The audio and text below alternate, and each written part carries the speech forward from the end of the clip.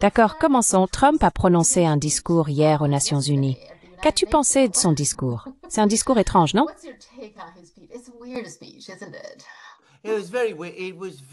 C'était un discours très étrange. À un certain niveau, j'ai eu l'impression qu'il s'est rendu à l'ONU de très mauvaise humeur. C'est l'impression que j'ai eue. Il n'aime pas l'ONU. Il ne voulait pas être là. Il ne croit pas vraiment en l'ONU, même s'il fait semblant d'y croire. Mais il en est totalement cynique. Et il s'est lâché dans toutes les directions. L'Amérique, d'abord, mais exprimé de manière extrêmement agressive. Les Européens se trompent complètement sur la question de la migration. Il a été très grossier envers ses hôtes britanniques. Rappelez-vous, il était en Grande-Bretagne il y a seulement quelques jours. Il a été très désobligeant envers eux. Il a aussi été très rude envers les Russes.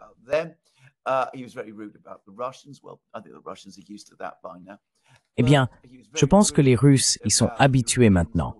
Mais il a été très grossier envers les Européens en général, envers le Moyen-Orient et sur d'autres sujets.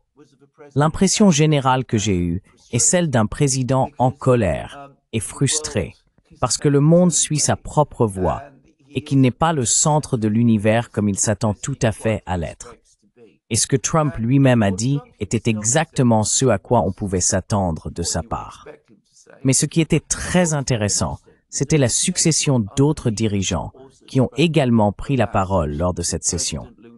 Le président Lula du Brésil, le nouveau président de la Corée du Sud, le nouveau président de l'Indonésie, le premier ministre d'Espagne, l'un après l'autre. Et ils ont tous tenu des propos qui allaient totalement à l'encontre de l'agenda de Trump.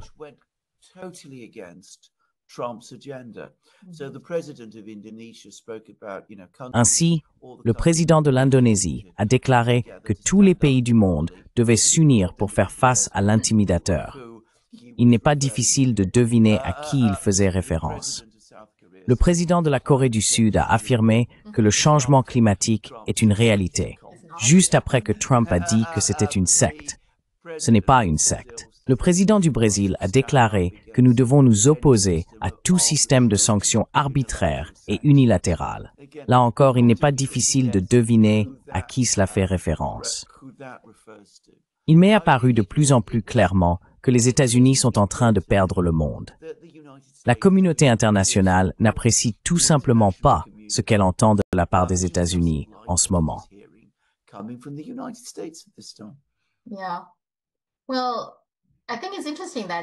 Eh bien, je trouve intéressant que le prompteur ne fonctionnait pas. C'est l'une des choses qui l'agace. Vous savez, l'ascenseur ne marchait pas non plus. Il s'avère que ce n'était pas la faute de l'ONU. C'était ses propres équipes qui géraient le prompteur. Et le problème d'ascenseur venait du fait que son propre photographe essayait de reculer, ce qui a déclenché un mécanisme de sécurité, donc l'ascenseur s'est arrêté.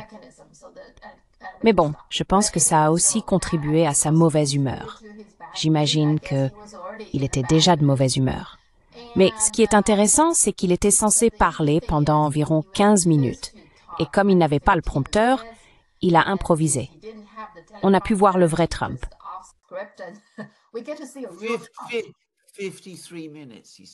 Il a parlé pendant 53 minutes. 53. Je veux dire, presque une heure en fait. Et nous avons vu le vrai Trump. Je veux dire, il est complètement sorti du cadre. Il a dit ce qu'il pense vraiment et ce qu'il croit vraiment. Et je ne pense pas que la plupart du monde ait aimé ce qu'ils entendaient, pour le dire franchement. Oui, c'est exactement ça. Il attaque tout le monde. Vous savez, il critique à peu près tout et tout le monde. La seule chose dont il parle positivement, c'est de lui-même. Il a affirmé avoir négocié un accord de 70 et quelques. Mais la dernière fois que j'ai entendu, c'était 5. Donc peut-être qu'il a augmenté le chiffre. À chaque fois qu'on le voyait, il parlait et, vous savez, augmentait le nombre. C'était drôle. Oui.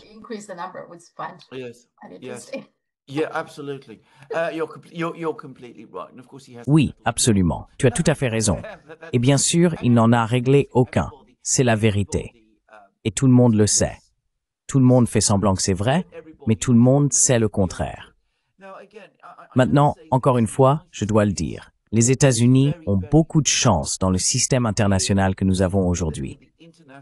Les pays que les États-Unis considèrent comme des adversaires, la Chine avant tout, la Russie, dans une certaine mesure, enfin, dans une large mesure aussi, sont des pays adultes, mûrs, responsables et disciplinés.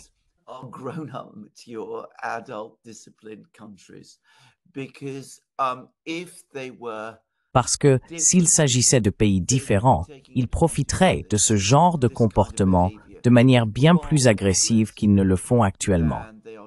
Je veux dire, ils ne continueraient pas à tendre la main à Trump et aux Américains en disant « Écoutez, pour l'amour du ciel, mettez tout cela de côté. Pourquoi ne discutez-vous pas avec nous? Pourquoi ne tenez-vous pas une réunion avec nous?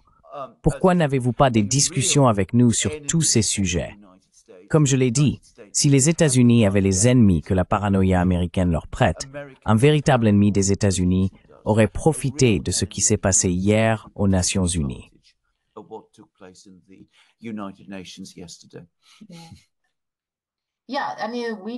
Oui, je veux dire, on n'a pas vraiment entendu grand-chose, même pas un commentaire à ce sujet. Eh bien, le commentaire venant de certains médias américains, c'était que c'est presque honteux que le président parle ainsi. D'accord. Absolument. Oui, parlons un peu du Moyen-Orient. Donc, davantage de pays reconnaissent désormais la Palestine.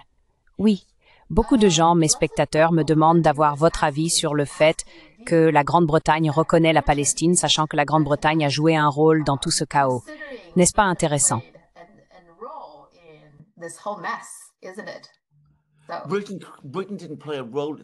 La Grande-Bretagne n'a pas simplement joué un rôle dans tout ce chaos. La Grande-Bretagne a créé ce chaos. Je pense qu'il est important de le dire. Le mouvement sioniste est d'abord né en Europe centrale à la fin du 19e siècle, mais il a toujours reçu son plus grand soutien en Grande-Bretagne. Si vous lisez des romans britanniques des années 1880, ils parlent déjà du sionisme. Je veux dire, cela remonte à aussi loin.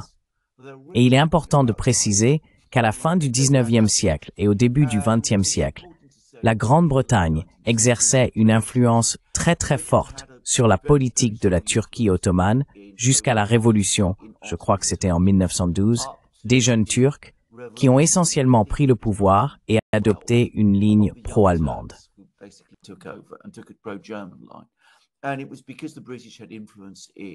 Et c'est parce que les Britanniques avaient de l'influence à la cour ottomane qu'ils ont pu permettre aux colons juifs de commencer à se rendre en Palestine, même avant la Première Guerre mondiale. Mais ensuite, pendant la Première Guerre mondiale, les Britanniques sont allés beaucoup plus loin.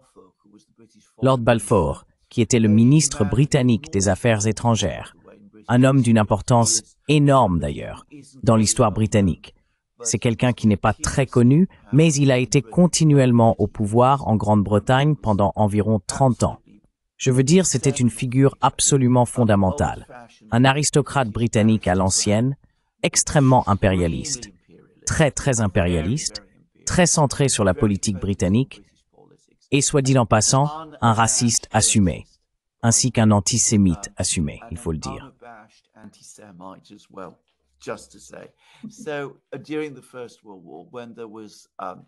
Ainsi, pendant la Première Guerre mondiale, face à ce problème, la Grande-Bretagne devant gagner la guerre, les Britanniques, afin d'obtenir à la fois l'aide des États-Unis, où la communauté juive était déjà perçue comme puissante, et en même temps d'inciter les Arabes à se révolter contre les Ottomans, alliés des Allemands, ont promis la Palestine aux deux camps. Ils ont promis l'indépendance palestinienne aux Palestiniens et aux Arabes, et ils ont promis la Palestine comme foyer national juif.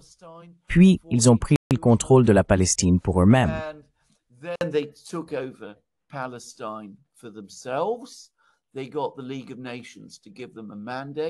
Ils ont obtenu de la Société des Nations un mandat, ce qui signifiait que la région était sous administration directe britannique. Et ils ont essayé, comme le font les empires, de modifier la démographie de la Palestine en y faisant venir des colons juifs, dont ils supposaient, à juste titre, qu'ils seraient pro-britanniques. De cette manière, ils espéraient diluer et réduire les revendications arabes en faveur de l'autodétermination. Ainsi, la politique impériale et coloniale britannique a créé cette crise. Si les Britanniques n'avaient pas joué ce jeu-là, nous ne serions pas dans cette situation au Moyen-Orient aujourd'hui. Quoi qu'il en soit, c'est ce que les Britanniques ont fait.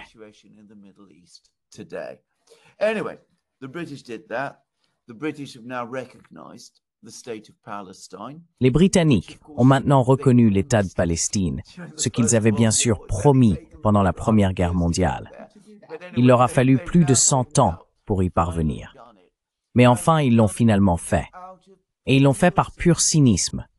Le gouvernement l'a fait par pur cynisme, pour des raisons strictement politiques internes, parce que le peuple britannique est horrifié par ce qui se passe à Gaza. La Grande-Bretagne compte désormais une population musulmane importante, pas énorme, environ 6% de la population, mais elle est concentrée dans certaines zones particulières, des circonscriptions électorales, et elle est potentiellement puissante lors des élections.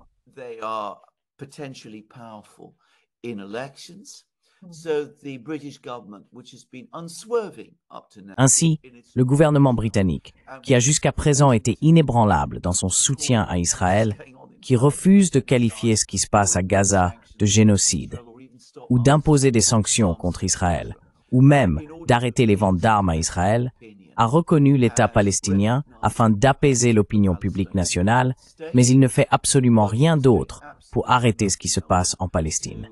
C'est à mon sens un acte de cynisme incroyable. Cela me fait profondément honte d'être britannique. Si les Européens, et les Britanniques en faisaient partie, voulaient vraiment agir, ils le pourraient. Ils pourraient, par exemple, rétrograder le statut des ambassades israéliennes, ce qui inquiéterait et alarmerait certainement les Israéliens. Ils pourraient imposer des sanctions limitées, voire plus importantes contre Israël. Ils pourraient soutenir des procédures judiciaires contre les Israéliens.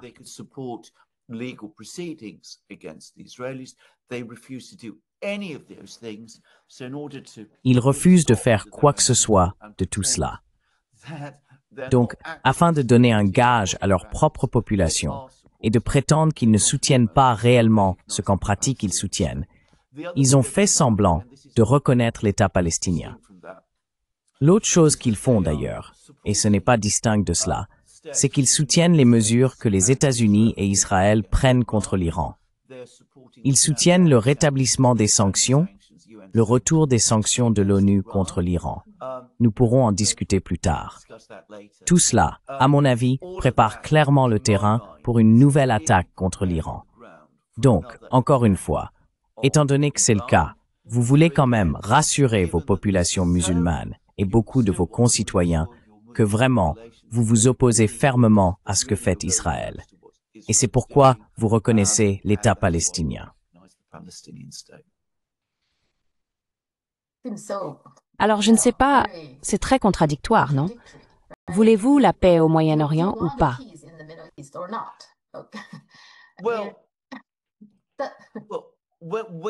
Eh bien, lorsque vous êtes cynique, lorsque vous êtes hypocrite, cela vous conduit à adopter des positions contradictoires et incohérentes.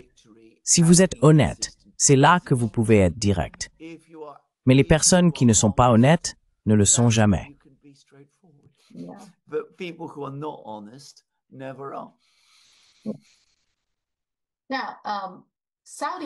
Désormais, l'Arabie saoudite et le Pakistan sont en train de constituer une alliance similaire à l'OTAN.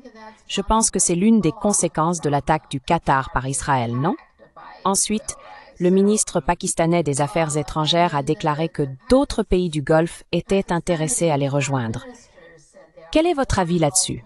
Qu'est-ce que cela signifie pour l'ensemble du Moyen-Orient?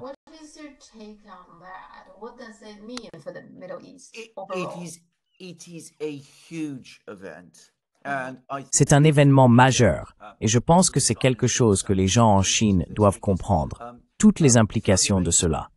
Car l'Arabie saoudite est en train de forger une alliance militaire. Et c'est bien une alliance militaire, avec le Pakistan, signifie aussi que l'Arabie saoudite déplace son centre de gravité géopolitique des États-Unis vers la Chine. Il faut expliquer cela. Le Pakistan est un ami et un allié de longue date de la Chine.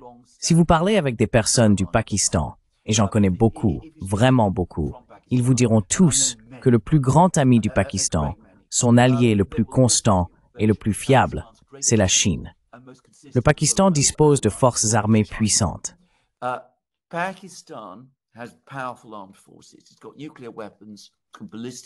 Il possède des armes nucléaires et des missiles balistiques. Il importe également des armes de Chine. Ils ont des avions de chasse, des missiles longue portée. Tout cela a été démontré il y a quelque temps. Je crois qu'il dispose aussi de missiles solaires. Le Pakistan entretient donc une relation militaire et stratégique très forte avec la Chine. Il est connu qu'ils partagent des renseignements et font toutes sortes de choses de ce genre. L'Arabie saoudite a également acheté des armes à la Chine, en particulier des missiles balistiques. Je crois qu'ils les ont achetés il y a déjà assez longtemps, mais ils sont toujours là et toujours opérationnels.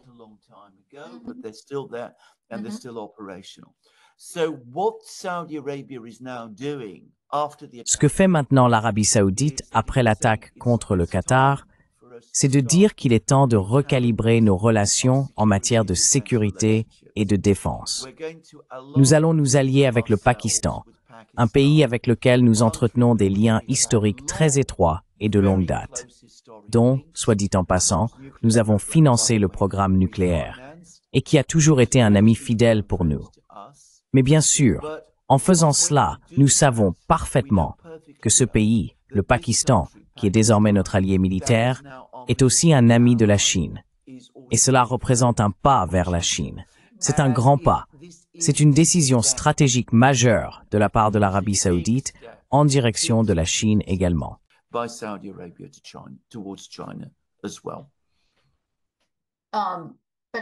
Mais c'est entièrement la faute des États-Unis, je dirais non? Parce que les États-Unis n'ont pas empêché Israël d'attaquer le Qatar, alors que le Qatar était censé être protégé par les États-Unis. Mais les États-Unis ont échoué, n'est-ce pas?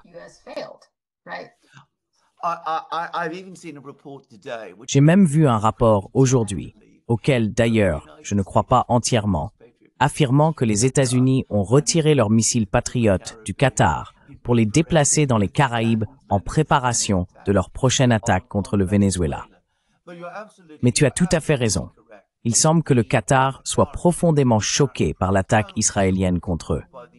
Et puis bien sûr, Trump téléphone à l'émir du Qatar, fait semblant devant l'émir du Qatar. Je n'ai rien à voir avec ça. Je ne pense pas que qui que ce soit le croit.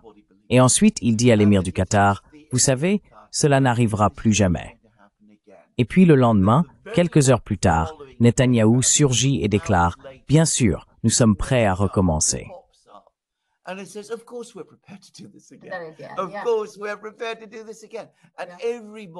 Bien sûr, nous sommes prêts à recommencer.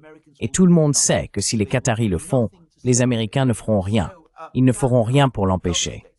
Ainsi, le Qatar, les États du Golfe, tous, commencent maintenant à comprendre que l'Amérique n'est pas leur protecteur. Ce n'est pas leur ami.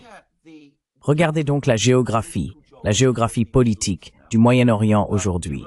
L'Iran, ami de la Chine, le Pakistan, ami de la Chine, l'Arabie saoudite et les États du Golfe, tous amis de la Chine.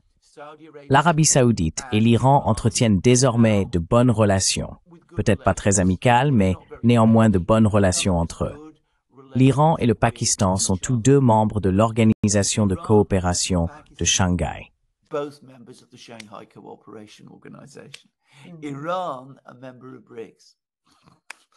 L'Iran, membre des BRICS. L'Arabie saoudite s'est vue offrir une place au sein des BRICS. Les Émirats arabes unis, membres des BRICS. N'est-il pas évident de voir ce qui se passe? Et vous avez tout à fait raison. Vous avez parfaitement raison. Tout cela est entièrement le produit de la politique étrangère américaine. Les Américains ont traité leurs alliés du Golfe de la manière la plus effroyable. Ils n'ont montré aucun intérêt pour leurs préoccupations ou leurs intérêts sécuritaires légitimes. Et ce qui s'est passé parmi les États du Golfe, c'est qu'ils ont désormais compris que la menace dont on leur parlait sans cesse, celle de l'Iran, n'a aucune réalité, que le véritable pays qui les menace est Israël, qui est le plus proche et le meilleur ami des États-Unis.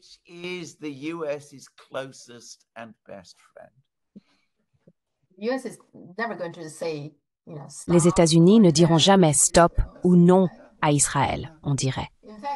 En fait, Netanyahou a également accusé le Qatar et la Chine d'être responsables de l'isolement d'Israël. Dans son récent discours, il a affirmé que la Chine cachait le Hamas sans aucune preuve, et il a aussi déclaré que l'isolement était accentué par l'influence du Qatar et de la Chine sur les médias occidentaux. Vous avez mentionné TikTok, alors pourquoi essaie-t-il d'impliquer la Chine dans cette affaire?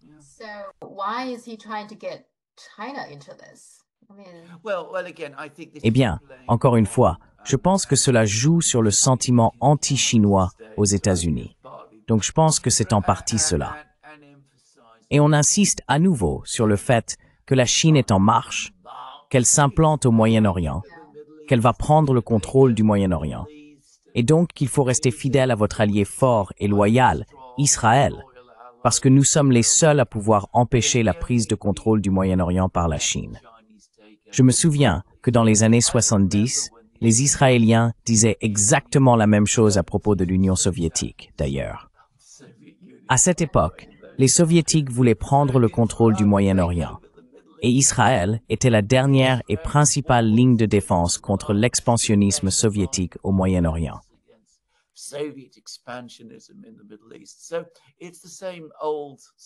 C'est donc la même vieille histoire qui se répète encore. Et bien sûr, il est vrai que la Chine accroît son influence au Moyen-Orient, mais elle le fait en grande partie à cause des politiques israéliennes.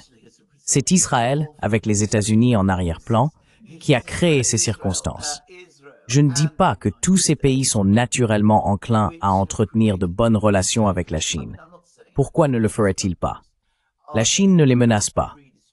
Ils ne considèrent pas la Chine comme une menace pour eux-mêmes.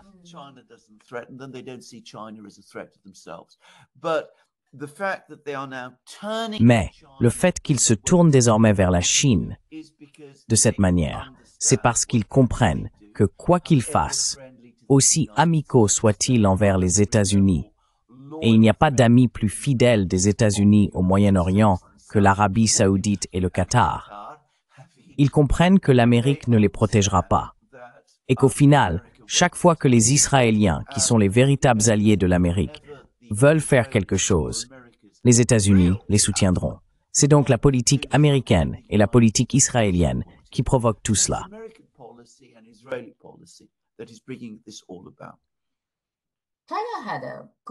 La Chine a entretenu de bonnes relations avec Israël pendant longtemps.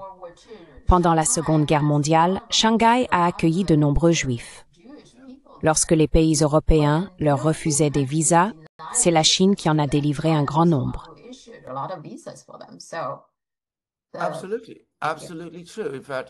Absolument. C'est tout à fait vrai.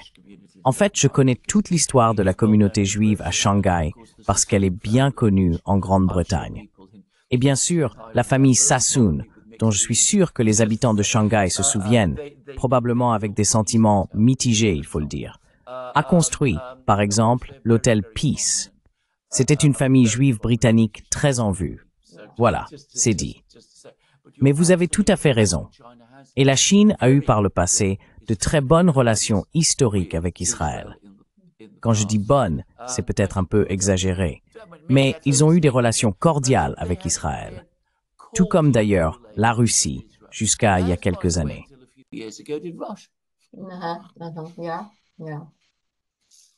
Oui, j'ai l'impression que, d'un côté, il semble qu'Israël ne se soucie pas vraiment de devenir de plus en plus isolé. Mais en même temps, ils paraissent aussi frustrés et presque un peu désespérés dans leur comportement actuel. Ils aboient sur tout le monde comme s'ils étaient à moitié déséquilibrés, tout ça. Oui, et ça ne fonctionne plus.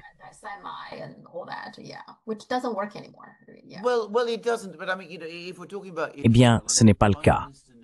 Mais je veux dire, si l'on parle d'Israël, le Premier ministre Netanyahou a prononcé un discours extraordinaire dans lequel il a déclaré qu'Israël devait commencer à penser à l'autosuffisance et adopter des politiques économiques autarciques. Parce que, vous savez, le monde entier se retourne contre lui. Vous savez, nous devons être prêts à vivre en état de siège, et tout cela.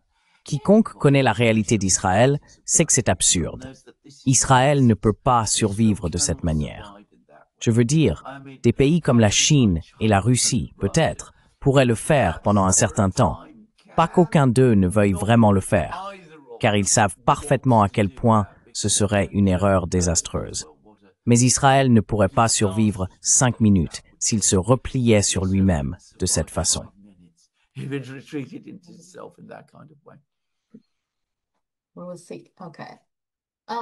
Eh bien, nous verrons. D'accord.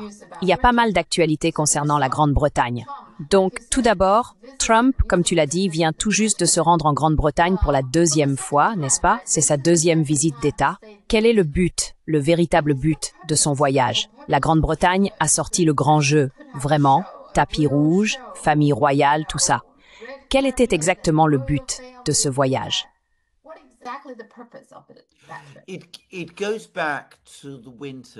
Cela remonte à l'hiver qui a suivi l'investiture de Trump. Le Premier ministre, Sir Keir Starmer, était très embarrassé parce qu'il avait publiquement soutenu Kamala Harris lors de l'élection présidentielle. Non seulement il l'avait soutenue publiquement, mais il avait aussi envoyé des équipes de militants travaillistes aux États-Unis pour aider Kamala Harris à gagner l'élection. Et puis, bien sûr, elle a perdu. Il en a donc été embarrassé. Il essayait également d'obtenir des États-Unis qu'ils acceptent de servir de garantie pour les forces de maintien de la paix européennes en Ukraine. Et il voulait que Trump réduise le niveau des droits de douane qui seraient imposés au Royaume-Uni.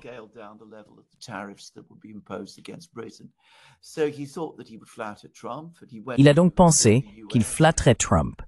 Et il est allé aux États-Unis en février en disant « Pourquoi ne pas organiser une visite d'État? Vous pourriez rencontrer le roi, visiter le palais de Buckingham, faire toutes ces choses, et nous déroulerons le tapis rouge pour vous. » Et Trump, bien sûr, a accepté, parce que Trump, soyons francs, est très facile à flatter. Je veux dire, il est très sensible à ce genre de choses. Et donc il l'a fait. Il est venu pour la 2e visite d'État. Je ne pense pas qu'aucun autre président ait eu 2 visites d'État d'ailleurs. Mais cela n'a absolument rien accompli. Les temps ont changé depuis février. L'affaire avec les militants électoraux a été oubliée.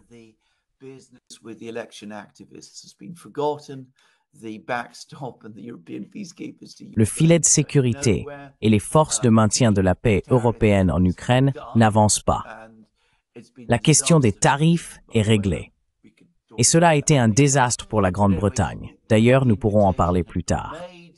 Mais quoi qu'il en soit, l'invitation avait été lancée et acceptée. Donc Trump est venu. La visite elle-même, comme le commandent pratiquement l'ensemble des médias britanniques, était vide de toute réelle substance. Et c'était la visite d'État la plus étrange que j'ai jamais vue, et je vais expliquer pourquoi. C'est quelque chose que les Chinois devraient peut-être remarquer. Presque toute la visite d'État s'est déroulée en dehors de Londres. Il n'est pas allé à Buckingham Palace. Il n'est pas allé au palais de Westminster.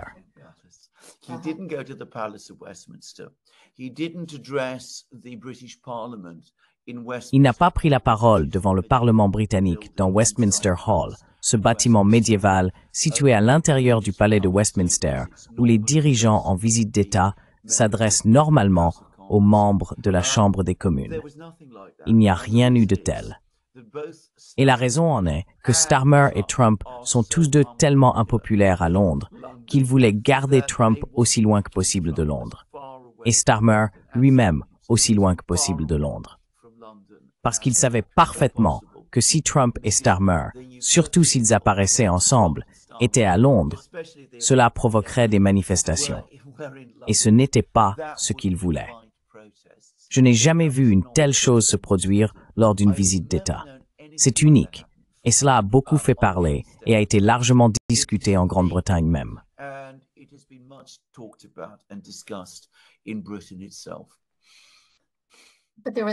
Mais il y avait quand même des manifestants. Ils ont même projeté une image ou quelque chose de Trump avec Epstein sur le château de Windsor, non?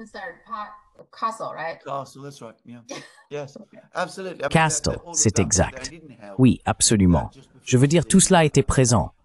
Cela n'a pas aidé que juste avant la visite, l'ambassadeur britannique à Washington ait dû être limogé. D'ailleurs, cette personne, en particulier Peter Mandelson, n'est pas un diplomate de carrière. C'est un homme politique, et même un homme politique de tout premier plan au sein du Parti travailliste britannique, ainsi qu'un proche allié politique de Tony Blair, je le précise. Donc, c'est une grande nouvelle au Royaume-Uni. Mais quoi qu'il en soit, le fait est que cet homme était impliqué avec Epstein. Le frère du roi était impliqué avec Epstein. Et le président des États-Unis lui-même était impliqué avec Epstein. Donc, par-dessus tout le reste, le fantôme d'Epstein planait sur toute la visite d'État.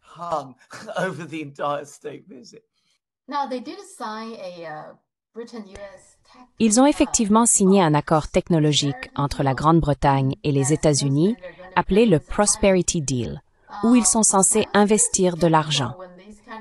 J'étais très sceptique lorsque ce genre d'accord est signé, car si on le lit, je l'ai lu sur le site de la Maison-Blanche, c'est très vague et très général, sans beaucoup de substance ni de détails concrets.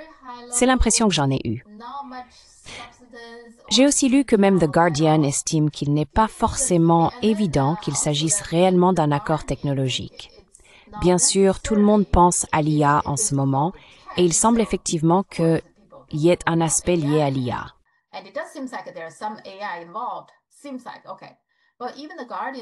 On dirait que d'accord. Mais même The Guardian a souligné le modèle chinois, non? Celui où l'on trouve soi-même des solutions. Donc, il n'a pas vraiment besoin de ce genre de partenariat profond. Le modèle chinois, non? On trouve soi-même des solutions, il n'a donc pas vraiment besoin de ce genre d'attraction pour entraîner la Grande-Bretagne dans leurs efforts technologiques ou en IA. Donc, cela semble être la seule chose qu'ils ont accomplie. Mais je ne suis pas sûre que ce soit une si bonne affaire pour la Grande-Bretagne. Je ne suis même pas certain que cela va se concrétiser en ce qui concerne les investissements promis. Ils vont probablement construire des centres.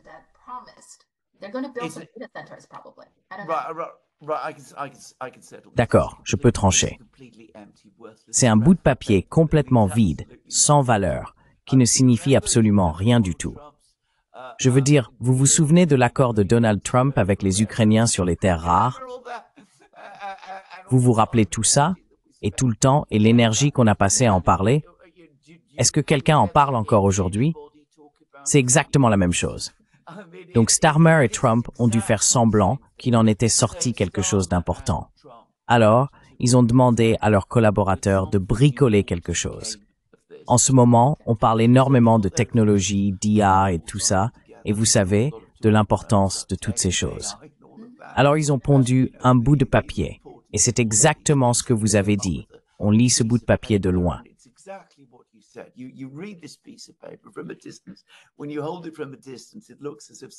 Quand on regarde cela de loin, on a l'impression qu'un accord a été trouvé. Puis quand on s'en approche et qu'on examine chaque clause, on se rend compte qu'il n'y a absolument rien, parce qu'il n'y a vraiment rien. Rien du tout. Maintenant, en théorie, le Royaume-Uni pourrait être un leader dans l'IA.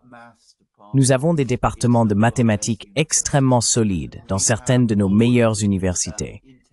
Nous avons toute l'intelligence, toute l'expertise nécessaire pour y parvenir. Mais nous n'avons aucune place. Nous sommes inexistants dans l'IA parce que nous n'avons aucun plan pour développer l'IA au Royaume-Uni. Notre gouvernement n'a aucune stratégie industrielle, quelle qu'elle soit. Et il faut garder à l'esprit que nous n'avons pas de grandes entreprises technologiques. Nous n'avons pas, par exemple, d'Apple ou autre. Je veux dire, nous n'avons rien de ce genre.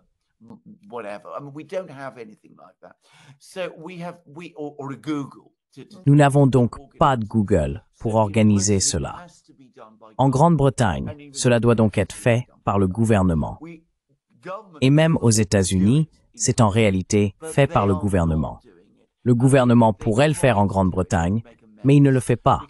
Et s'il essayait de le faire, il ferait n'importe quoi, parce qu'il n'a aucune idée de la manière de s'y prendre.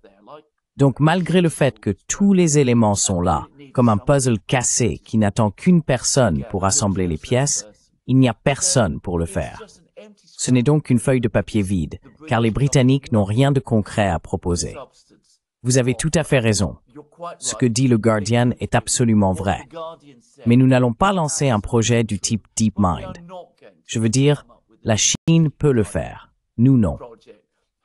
China can, we can't. We don't have that kind of economic. Nous ne disposons pas de ce type d'infrastructure économique, technique, scientifique, éducative, académique ou sociale qui permet cela, où des groupes de jeunes se réunissent, sont vaguement connectés à travers de petites entreprises et à qui l'on dit « Allez-y, proposez ce que vous pouvez et nous vous soutiendrons pour le réaliser ». Il n'existe rien de tel en Grande-Bretagne aujourd'hui. Donc, nous n'apportons rien à la table ici. Quant au côté américain de l'IA, je suis de plus en plus convaincu qu'il s'agit d'une structure pharaonique, gigantesque, empreinte d'hubris, qui finira par échouer. Dans ce jeu, la Chine est Apple, pas l'Apple d'aujourd'hui, mais celle de l'époque de Steve Jobs, et l'Amérique est IBM. Je veux dire, toute l'approche organisationnelle de cette question est tout simplement erronée.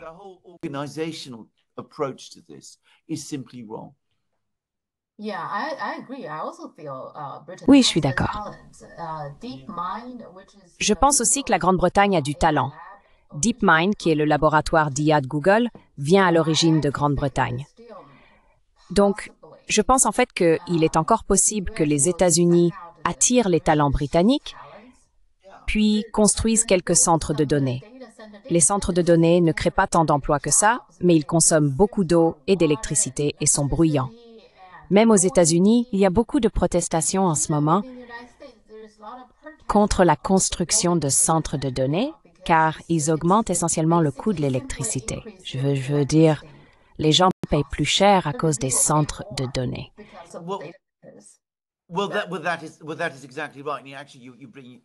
Eh bien, c'est tout à fait exact. En fait, vous me ramenez à un point important, car si l'on veut vraiment prendre l'IA au sérieux, il faut régler la question des infrastructures énergétiques. Et au Royaume-Uni, c'est le grand n'importe quoi. Je veux dire, le coût de l'énergie en Grande-Bretagne est 4 fois plus élevé qu'aux États-Unis. Nous n'avons pas de programme majeur pour moderniser notre système énergétique. Je veux dire, ce n'est tout simplement pas le cas.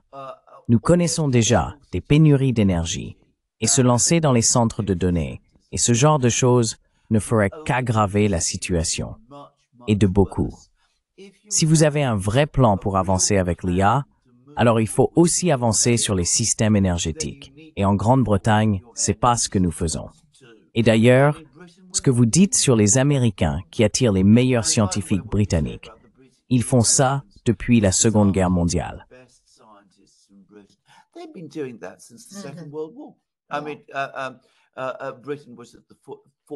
Je veux dire, la Grande-Bretagne était à l'avant-garde de l'électronique radio avec les Allemands et les Britanniques ont indépendamment les uns des autres créé les premiers ordinateurs électroniques. Tous les Britanniques sont partis en Amérique et ont été absorbés par IBM. Donc, c'est une vieille histoire et elle va se répéter. Mais ce qu'il faut dire à propos de ce document en particulier, c'est que Starmer ne s'y intéresse même pas. Aucun membre du cabinet britannique ne prend cela au sérieux. La seule fois où un gouvernement britannique potentiel s'est intéressé à cette question, c'était il y a quelques années, lorsque Corbyn était le chef du Parti travailliste, et que certaines personnes au sein du Parti travailliste, pas Corbyn d'ailleurs, ont suggéré que British Telecom, qui est le principal fournisseur de téléphonie du pays, pourrait être mobilisé pour connecter chaque foyer britannique et leur fournir le haut débit par fibre optique, et que cela pourrait être fait.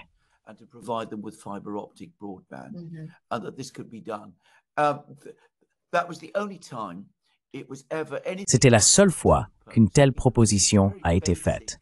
Et vous savez, c'est en fait une idée très simple. Je veux dire, nous ne parlons pas de technologie de pointe. Il s'agit simplement de diffuser une technologie existante. Et je me souviens de la réaction, qui était que cela ne ferait que rendre les adolescents heureux et que c'était destiné à séduire les jeunes et à les inciter à voter pour le Parti travailliste. Personne n'a pris cette idée au sérieux.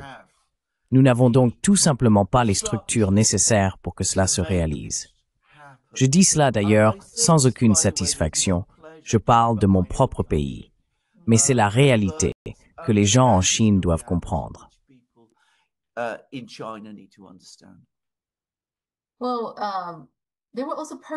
Eh bien, il y a aussi eu des manifestations, non? La manifestation me semble un peu confuse parce qu'apparemment, elle a été organisée par ce qu'on appelle l'extrême droite. Ce que les médias traditionnels appellent l'extrême droite. Je suis un peu sceptique, mais bon, d'accord, ils sont censés être d'extrême droite, un peu anti-immigration ou quelque chose comme ça. Mais il y avait aussi une contre-manifestation. Et puis, au milieu de tout ça, j'ai aussi vu une photo, quelqu'un avait une banderole demandant au roi Charles de limoger Keir Starmer. Donc, les gens manifestent simplement contre ce qui ne leur plaît pas. C'est bien ça? Oui.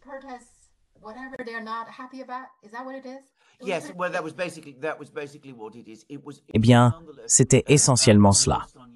C'était néanmoins un événement des plus inhabituels, et il a choqué l'ensemble de la classe politique, car l'homme qui a en gros lancé les appels à la manifestation est un individu, Tommy Robinson, qui n'est ni très apprécié ni soutenu en Grande-Bretagne. À certains égards, c'est une figure sans grande importance, si je puis dire. Et je pense que dans son cas, on peut légitimement le qualifier d'extrême droite. Quoi que cela veuille dire, mais c'est ce qu'il est. Mais la plupart des personnes qui se sont rendues à cette manifestation, et la plupart pensaient qu'il y aurait environ 10 000 ou 15 000 personnes. En réalité, il y en a eu, disons, entre 100 000 et 200 000, c'est-à-dire plus que les 115 000 annoncés par la police.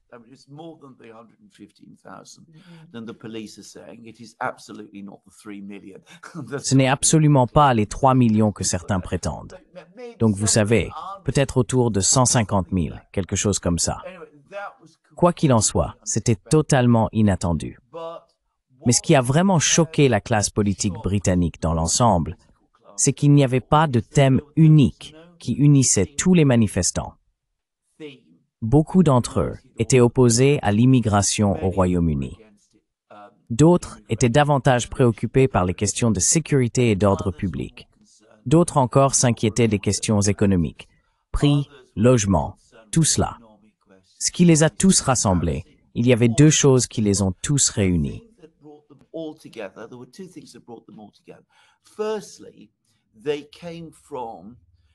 Premièrement, ils venaient de certains milieux sociaux, la classe ouvrière et la classe moyenne, en particulier ceux qui ont historiquement soutenu le Parti travailliste britannique. C'est un point important. Deuxièmement, plus que ce qu'ils soutenaient, ils étaient très fortement opposés à l'ensemble de la classe politique britannique, surtout au gouvernement travailliste, et encore plus au Premier ministre, Keir Starmer. Ce qui a été dit à son sujet, les chants qui ont été entonnés. Vous savez, en Grande-Bretagne, nous avons cette habitude. Beaucoup de ces personnes vont au match de football. Et si vous allez à un match de football en Grande-Bretagne, l'une des choses que les gens font, c'est chanter des chansons.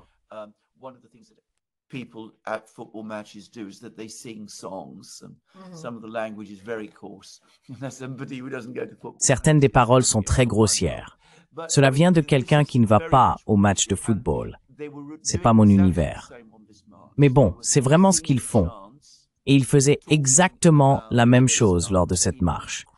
Ils chantaient des slogans, parlaient de Keir Starmer en des termes incroyablement crus et grossiers, comme je n'en ai jamais entendu à propos d'un Premier ministre britannique auparavant.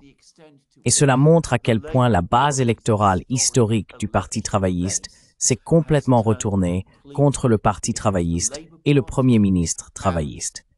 Cela a provoqué une onde de choc à travers la Grande-Bretagne, car cela signifie que le système politique, la légitimité politique, l'autorité politique du système est désormais en profonde crise.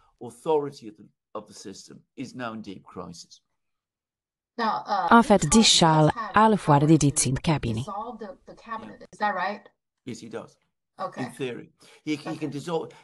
Oui, il en a le pouvoir, en théorie.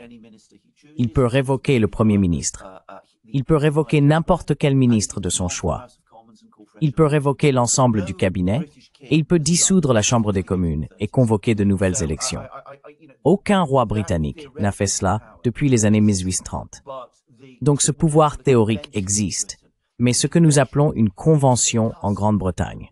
Une convention est une coutume qui a force de loi, même si ce n'est pas une loi, est si forte qu'elle est toujours respectée. Ne pas la respecter provoquerait une grave crise politique.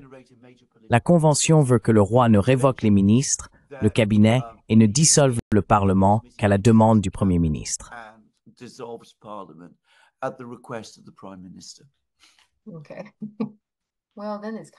D'accord, eh bien dans ce cas, cela perd un peu de son sens parce que, pour moi, c'est une question d'équilibre, non? Si le roi a vraiment ce pouvoir, cela obligerait le Premier ministre à faire un peu plus attention à ce qu'il fait, mais bon.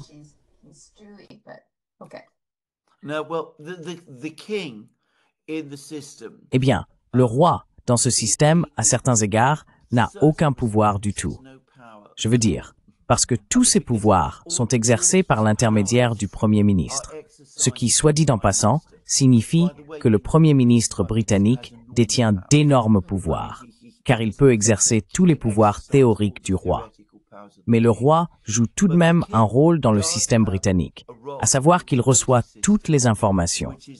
Il est en contact direct avec les agences de renseignement, par exemple. Il est en contact direct avec l'armée. Il est en contact direct avec le Foreign Office. Et il peut donner des conseils au Premier ministre.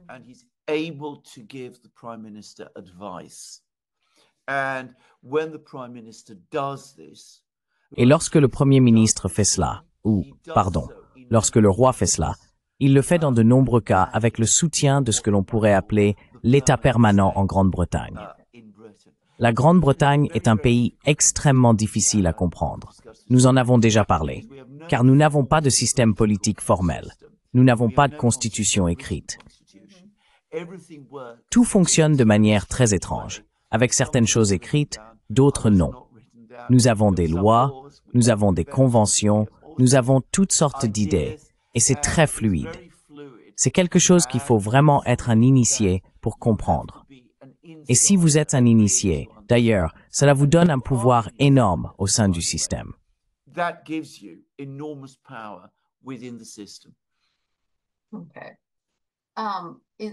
Cela explique probablement en partie pourquoi la censure en Grande-Bretagne est aujourd'hui si sévère, n'est-ce pas? Il y a un TikToker, Dylan Page. Je ne sais pas si vous en avez entendu parler, il est très populaire sur TikTok. Il disait récemment qu'il a des vidéos que TikTok diffuse en dehors de la Grande-Bretagne, mais qui ne peuvent pas être montrées à l'intérieur du pays parce qu'elles enfreignent une loi britannique. Peut-on donc dire que la censure en Grande-Bretagne est probablement pire qu'aux États-Unis?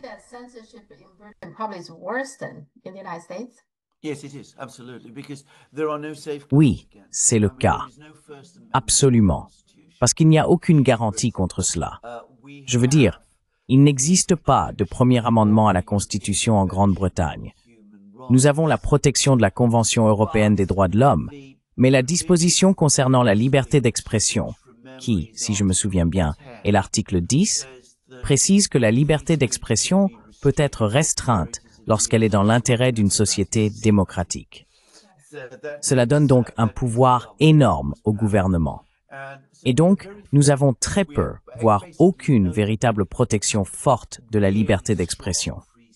Et la culture britannique, qui remonte à l'époque de l'Empire, en gros, c'est que nous ne pratiquons pas vraiment la liberté d'expression ici. Nous faisons peut-être semblant, mais en réalité, ce n'est pas le cas. Et oui, j'ai entendu parler de cette personne sur TikTok, car c'est évidemment le monde dans lequel j'évolue.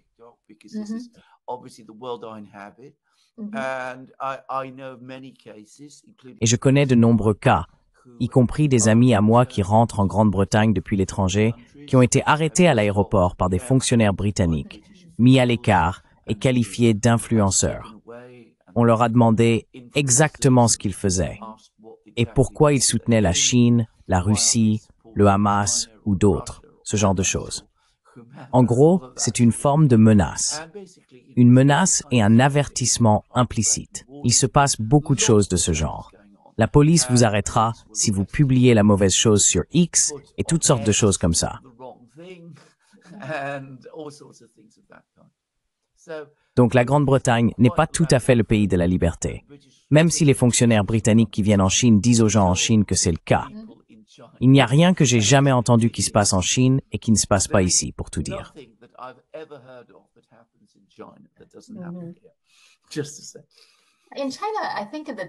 En Chine, je pense que la principale différence, c'est qu'il est d'abord assez clair de savoir quels sujets sont trop sensibles pour que les gens les abordent. Eh bien, il suffit alors de ne pas les aborder, comme le Dalai Lama par exemple. Pourquoi aurions-nous besoin de parler du Dalai Lama? Je ne pense même pas qu'il soit si pertinent, donc il n'y a pas besoin d'en parler. Je suis d'accord avec toi au sujet du Dalai Lama, juste pour le dire. Donc il est un peu délicat de critiquer strictement un dirigeant particulier. Vous savez, il faut faire attention à cela. Mais il est acceptable de critiquer des politiques. Si certaines politiques ne vous plaisent pas, il est normal d'en parler.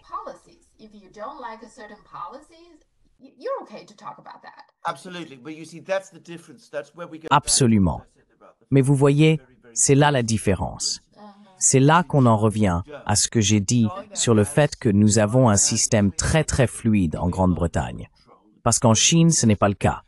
La Chine a un système clair, des lignes de contrôle claires et des règles claires. En Grande-Bretagne, il n'y a rien de tel. Tout le monde doit faire attention en permanence. Et le résultat, c'est qu'il faut être particulièrement prudent sur ce que l'on dit, parce qu'on ne sait pas où sont les limites. Je dois gérer cela chaque jour quand je fais des émissions. Je dois utiliser un langage mesuré. Et parfois, je dis aux gens dans mes émissions, sur ma chaîne, je parle très prudemment maintenant. Et tous les Britanniques qui m'écoutent savent exactement ce que je veux dire.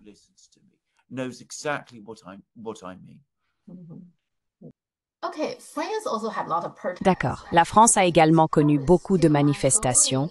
Je pense qu'elle continue probablement encore, par intermittence. Et leurs syndicats ont annoncé de grandes mobilisations pour le 2 octobre. Alors, contre quoi les Français protestent-ils? Est-ce la même chose qu'ils ne sont tout simplement pas satisfaits en général ou ont-ils un objectif particulier qu'ils veulent atteindre?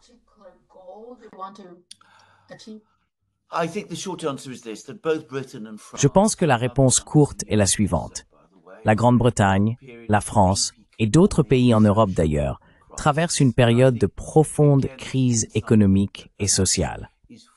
Et je crois encore une fois que ce n'est peut-être pas quelque chose qui est pleinement compris en dehors de ces pays eux-mêmes. Mais le niveau de vie baisse, les prix augmentent, les économies stagnent. Il y a un sentiment général parmi la population que nous prenons du retard en matière de technologie. Et c'est vrai d'ailleurs. Les Américains sont en avance sur nous technologiquement et l'écart se creuse. Les Chinois sont bien plus avancés que nous en technologie et l'écart se creuse encore davantage.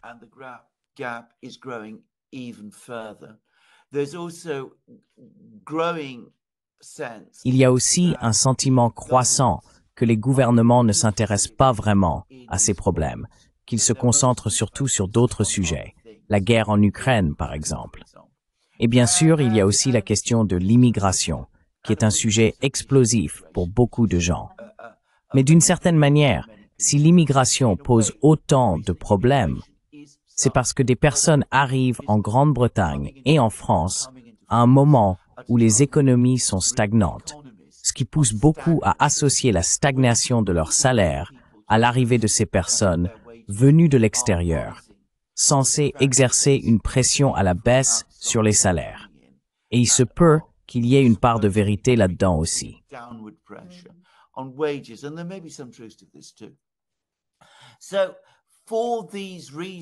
Pour ces raisons, les gens sont en colère. Ils sont très mécontents. Ils n'ont aucune confiance, foi ou croyance dans leur gouvernement ou la classe politique de leur pays. Ils constatent que chaque fois que le gouvernement essaie, comme il le prétend, d'améliorer la situation, ce qu'il fait en réalité, c'est simplement ajouter de nouveaux fardeaux en augmentant les impôts, en réduisant les dépenses sociales et en prenant ce genre de mesures. Cela crée une situation de plus en plus fragile. Nous l'avons vu avec les manifestations à Londres, qui, comme je l'ai dit, étaient très différentes de toutes les autres manifestations en Grande-Bretagne dont je me souvienne. Nous voyons cela avec les manifestations qui commencent maintenant à prendre de l'ampleur en France.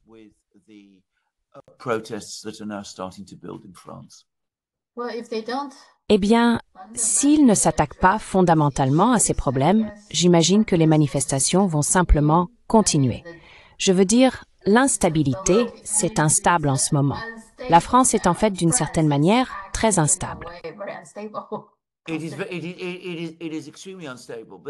C'est extrêmement instable, mais c'est bien là le problème, car la classe politique en France, en Grande-Bretagne et en Allemagne affirme que les personnes mises en avant par ces manifestations sont des radicaux, des agitateurs, des personnes d'extrême droite, etc. Donc il ne faut surtout pas les laisser accéder au pouvoir, et des mesures sont toujours prises pour les en empêcher.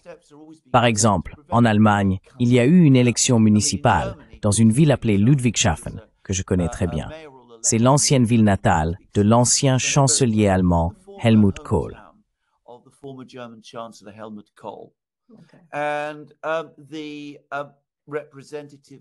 Et le représentant de l'AfD a été interdit de se présenter. Cela donne donc l'impression que la classe politique non seulement ne gouverne pas correctement et augmente les charges pesant sur la population, mais qu'elle ferme aussi le système politique et empêche toute remise en question de son pouvoir. C'est pour cela, par exemple, que nous avons des dispositifs de censure au Royaume-Uni. Et cela, bien sûr, complique encore davantage la situation politique en Allemagne. Lors de cette élection, 70% des habitants de Ludwigshafen, une ville d'Allemagne de l'Ouest, très riche d'ailleurs, ont refusé de voter à l'élection municipale parce qu'ils disaient « à quoi bon ?»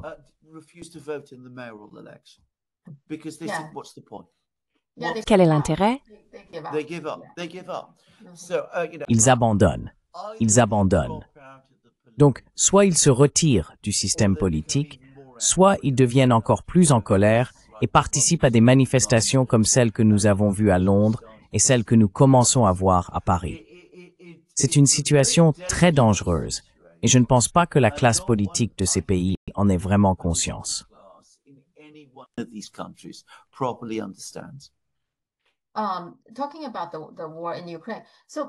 parlant de la guerre en Ukraine, donc la Pologne a récemment invoqué l'article 4 de l'OTAN et apparemment il y aurait eu des drones russes qui sont entrés. Maintenant, certains disent qu'il ne s'agit probablement même pas de drones russes. Il pourrait s'agir de drones ukrainiens, vous savez, l'Ukraine qui enverrait ces drones en faisant croire qu'ils sont russes. Et il semble que la même chose se soit produite récemment à Copenhague et à Oslo. Ils ont dû fermer temporairement leurs aéroports parce qu'ils ont dit avoir repéré des drones ou quelque chose du genre. Donc, que se passe-t-il là-bas? Ça me semble très confus.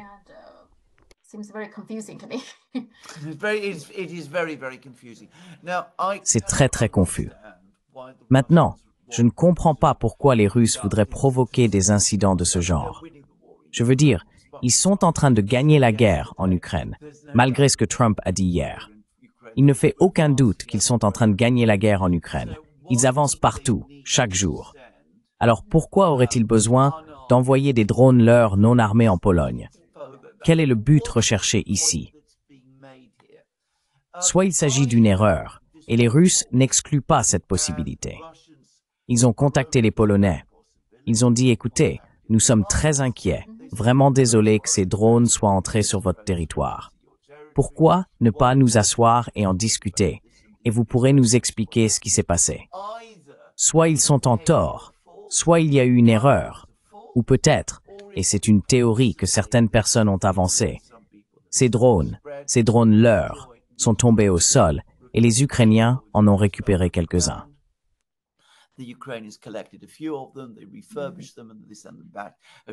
Ils les ont remis à neuf et les ont renvoyés de l'autre côté de la frontière parce qu'ils voulaient créer un incident. Quoi qu'il en soit, c'est un événement insignifiant. Je veux dire, c'est un événement absolument insignifiant. Ce n'est pas une attaque contre la Pologne ou le Danemark ou quoi que ce soit de ce genre. Nous ne savons même pas d'où venaient ces drones qui ont atteint le Danemark. Nous ne savons même pas s'ils sont russes pour l'instant, ou même s'ils ont réellement existé d'ailleurs. Donc, c'est un incident mineur. Ce qui est frappant, c'est la manière dont certains responsables et politiciens européens ont tenté de l'exploiter. Ils ont essayé d'en faire une énorme crise. Il est clair que cela vise à attirer l'attention de Donald Trump et à le pousser à envoyer des avions de chasse en Europe de l'Est et dans les États baltes, précisément au moment où l'on sait que le Pentagone souhaite les retirer.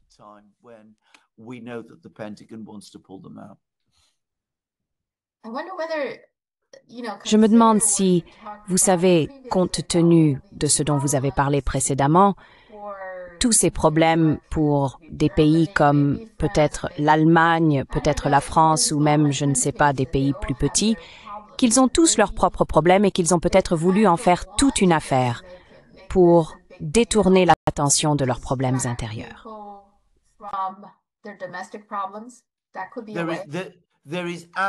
Cela pourrait être le cas. Il n'y a absolument aucun doute que cela se produit. Cela se passe tout le temps. Je veux dire, c'est incessant. L'une des choses que vous pouvez faire, par exemple, c'est dire, vous savez, si quelqu'un proteste et dit que nous devrions dépenser moins pour ces sommes inabordables pour l'Ukraine et pour nous réarmer, et commencer à nous occuper davantage de nos propres problèmes intérieurs. Vous pouvez dire, vous êtes un Russe, vous êtes un agent russe, vous êtes un agitateur d'extrême droite et un agent russe. Vous répétez évidemment la propagande de Poutine. C'est un outil qui est utilisé tous les jours et cela intimide et effraie les gens et cela réduit au silence la discussion. Et absolument, on dit aux gens des quartiers pauvres de Grande-Bretagne, de France et d'Allemagne, eh bien vous savez, nous acceptons que la vie devienne un peu plus difficile pour vous. Cela va probablement devenir beaucoup plus difficile, mais ce n'est pas vraiment de notre faute.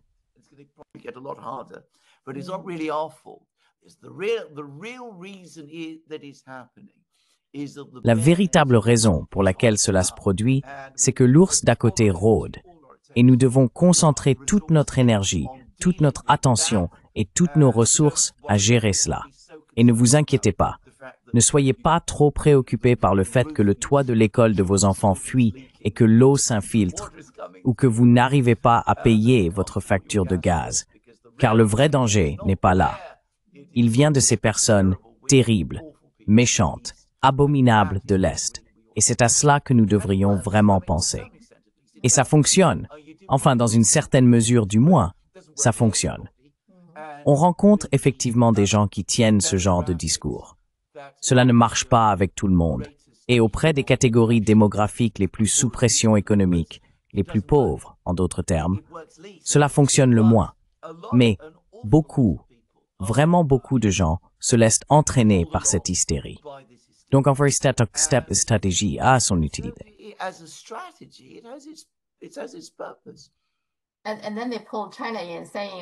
Et puis, ils impliquent la Chine en disant que sans la Chine, la Russie aurait perdu ou quelque chose comme ça, non? Comme si la Russie était si faible. Je veux dire, je viens de voir ça, je crois que Zelensky faisait un discours à l'ONU et disait que la Chine devrait arrêter de soutenir la Russie. Tu vois? Tu y crois vraiment? Sérieusement? Que sans la Chine, la Russie aurait déjà été vaincue?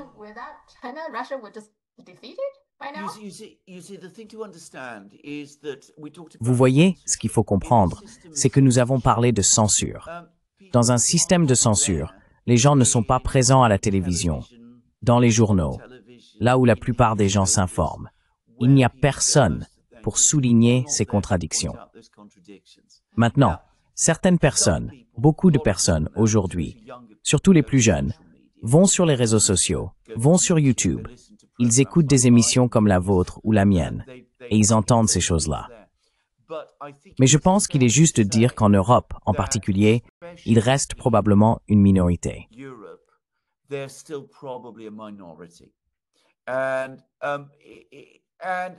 Et le résultat, c'est que la plupart des gens doivent soit résoudre ces contradictions par eux-mêmes et les voir par eux-mêmes, ce qui arrive. Je veux dire, il y a des gens comme ça. Soit, à l'inverse, ils ne les voient tout simplement pas. Et on leur dit un jour que les Russes sont faibles et ne sont qu'un tigre de papier, comme Trump vient de les qualifier, et en même temps, on leur dit que les Russes sont cet ours agressif qui rôde et s'apprête à envahir l'Europe. Et il est étonnamment facile de faire croire aux gens deux choses complètement contradictoires en même temps. J'ai vu cela se produire tant de fois dans ma vie. On peut le constater ici.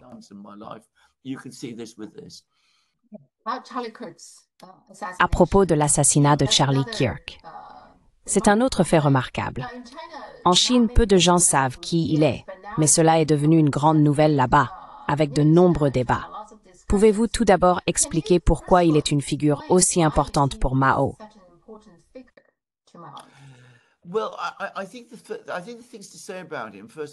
Eh bien, je pense qu'il faut d'abord dire de lui qu'il était inhabituel, en ce sens qu'il était jeune, étudiant, une personne politiquement à droite et un chrétien engagé en politique. Aujourd'hui, en Occident, les jeunes qui sont étudiants et actifs en politique ont tendance, de façon écrasante, à s'identifier beaucoup plus, je dirais, à la gauche politique ou à ce qui se présente aujourd'hui comme la gauche, ce qui, selon moi, n'est pas vraiment très à gauche, mais bon, c'est une autre histoire. Donc, cela le rendait déjà très atypique et attirait l'attention sur lui. Deuxièmement, c'était quelqu'un qui était prêt à aller parler à des personnes qui n'étaient pas d'accord avec lui. Il était prêt à débattre avec elles. Il était prêt à se rendre dans les universités.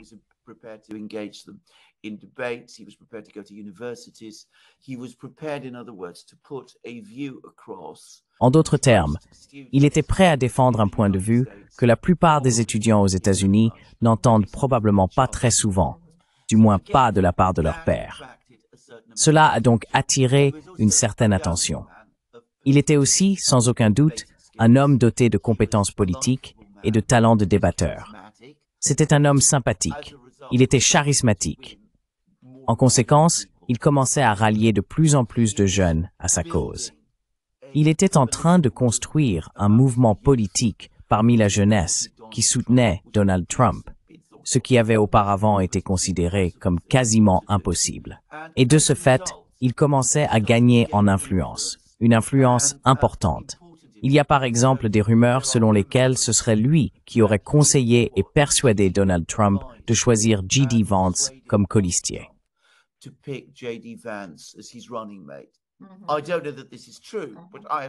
Je ne sais pas si c'est vrai, mais j'ai entendu ces rumeurs, et je les ai entendues de la part de personnes bien informées qui affirment savoir ce qui s'est passé. Ainsi, il était quelqu'un qui, sans jamais se présenter à une élection, ni occuper de fonctions électives, commençait néanmoins à jouer un rôle politique très important aux États-Unis. Il le faisait de manière intelligente, en affrontant des gens lors de débats, en argumentant avec eux, en changeant ses propres positions. Je pense donc qu'il a compris assez tôt qu'en tant que chrétien conservateur, ses instincts le poussaient à être très très pro-Israël, mais que cela ne passait pas bien auprès de ses étudiants, auprès du public étudiant.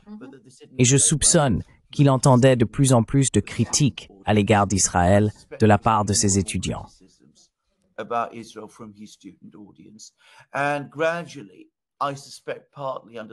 Et progressivement, je soupçonne que c'était en partie sous la pression de cela, et en partie sans doute à cause de ses propres sentiments de répulsion, il était en train d'évoluer. Ainsi, de très pro-israélien, il devenait beaucoup plus critique envers Israël. À cause de tout cela, il occupait un rôle très inhabituel en Amérique. C'était un influenceur. Vous savez, cette expression horrible que je déteste d'ailleurs. Mais dans son cas, je pense qu'on peut dire qu'il était un influenceur, et peut-être le plus important en Amérique au cours des 5 dernières années, surtout parmi les jeunes. Une personne qui façonnait le discours politique aux États-Unis et qui le modifiait, l'orientant vers une position plus pro-conservatrice, pro-chrétienne, pro-Trump.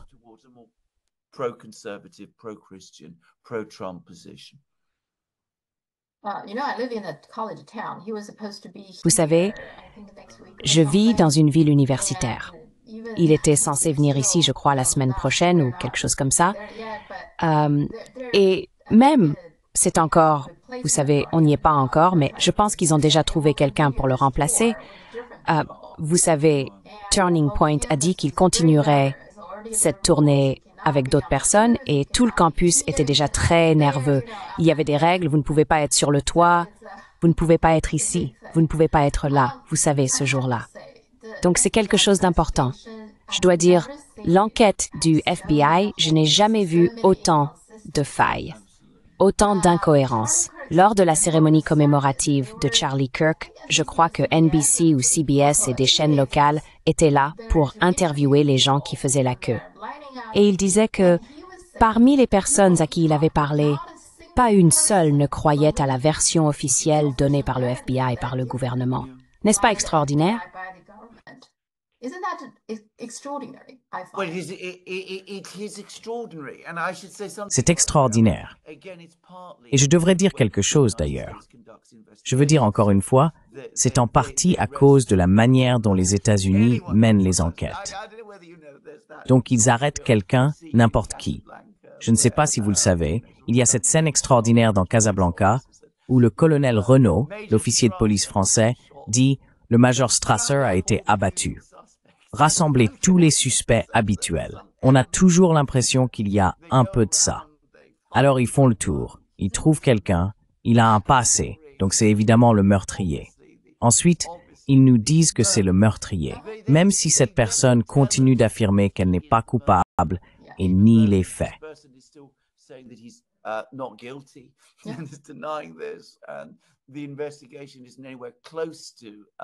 Et l'enquête n'est pas du tout sur le point d'avancer.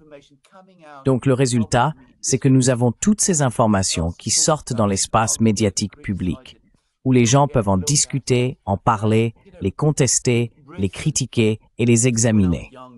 Alors qu'en Grande-Bretagne, quand j'étais plus jeune, rien de tout cela n'arrivait. La police menait une enquête en privé. Lorsqu'une personne était arrêtée, les autorités ne révélaient jamais son nom. Elles ne divulguaient même pas le fait que quelqu'un avait été arrêté. L'expression utilisée était « un homme dans la vingtaine aide la police dans ses enquêtes ». C'était l'euphémisme.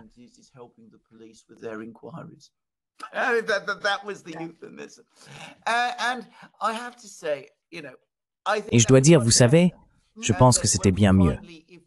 Et puis, quand nous arrivions enfin, si nous arrivions enfin au tribunal, toutes les preuves étaient exposées. Et bien sûr, il y avait la partie adverse. À ce moment-là, nous pouvions vraiment examiner les preuves. Et la partie adverse, si elle faisait son travail, en relevait les failles. Quoi qu'il en soit, il y avait une certaine confiance dans le système. La façon dont cela se passe aujourd'hui rend cette confiance impossible. La pression politique pour arrêter quelqu'un, pour trouver rapidement un coupable, a été tellement forte que, comme je l'ai dit, j'ai vraiment l'impression qu'on ramasse les suspects habituels.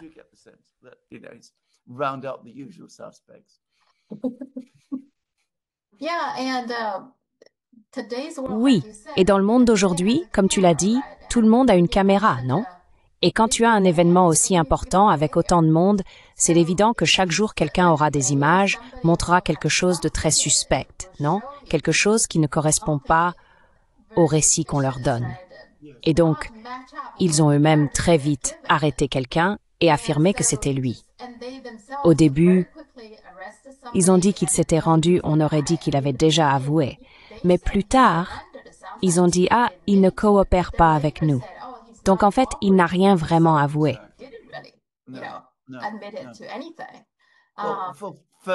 D'abord, c'est son père qui le dénonce. D'abord, il se rend lui-même. Ensuite, c'est son père qui l'a livré. Puis c'est un de ses amis.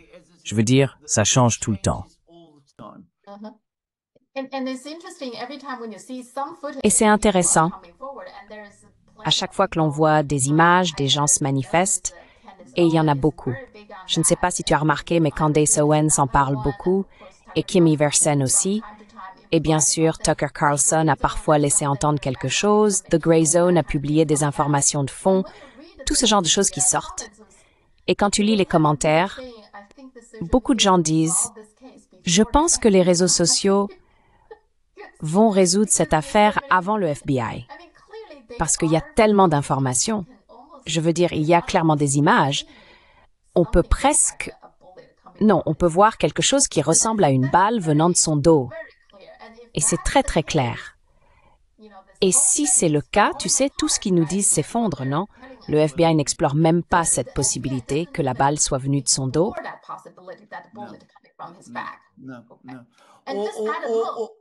Ou alors, au minimum, il pourrait sortir et fournir une explication intelligente et complète sur les raisons pour lesquelles ça ne s'est pas produit, et pourquoi ce que les gens pensent avoir vu n'est en réalité jamais arrivé. Mais ils ne le font jamais. Je veux dire, ils donnent une certaine quantité d'informations, parfois trop, mais tout est orienté dans une seule direction, d'une seule manière. Ils offrent le pire des deux mondes. Ils en disent trop et pas assez à la fois.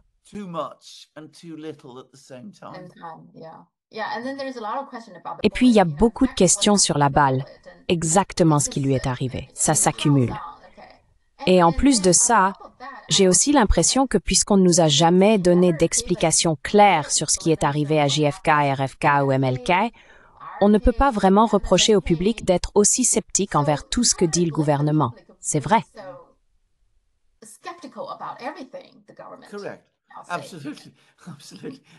Absolument.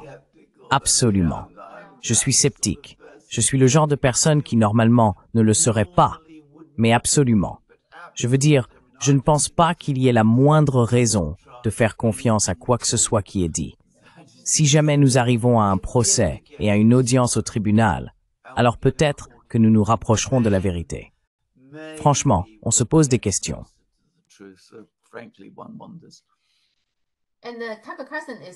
Et maintenant, Tucker Carlson a une théorie sur le 11 septembre. Apparemment, il y avait aussi beaucoup de mensonges à ce sujet. Il appelle en gros à une nouvelle commission d'enquête sur le 11 septembre. Donc, ce qu'il dit, c'est que, quoi qu'ils aient fait dans le passé, on ne peut tout simplement pas leur faire confiance, tu vois? Eh bien, bien sûr que non. Et là-dessus, je suis tout à fait d'accord d'ailleurs. Je veux dire, la commission du 11 septembre a essentiellement servi de blanchiment. Je veux dire, si l'on accepte la version officielle, si l'on accepte le récit officiel, alors au minimum, l'Arabie saoudite a des questions importantes auxquelles elle doit répondre. Mais on ne lui pose pas ces questions.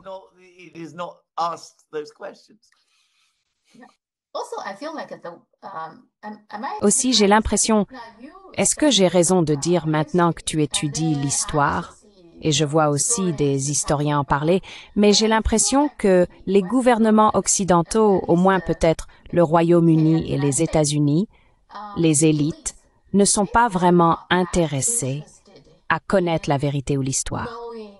Je n'ai pas l'impression qu'ils cherchent particulièrement à découvrir, tu sais, ce qui s'est réellement passé.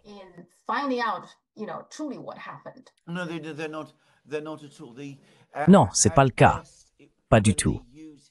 Au mieux, lorsqu'ils utilisent l'histoire, c'est pour se mettre en scène comme des personnages de romans historiques.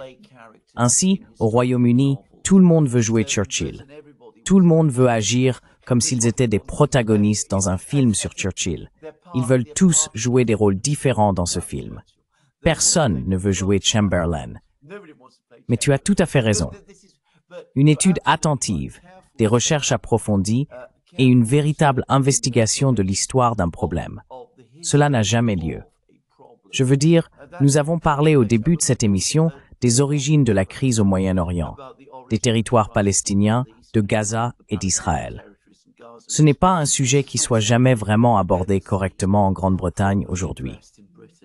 Tout comme la plupart des Britanniques, je peux l'affirmer avec une confiance absolue, n'ont aucune idée que l'armée britannique a marché sur Pékin en 1860, a incendié le palais d'été et a commis bien d'autres actes, peut-être même pires.